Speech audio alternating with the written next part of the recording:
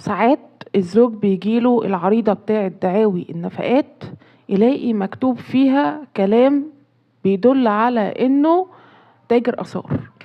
من الآخر كده، يعني مثلا تلاقيها كاتبة دخلك الشهري معدي 50,000 جنيه، معاك عربية مش عارفة ايه، تمتلك محل بتأجره بكام، معاك شقة تانية بتأجرها بكام، وعمالة بقى تكتب كل ده في العريضة بتاعتها.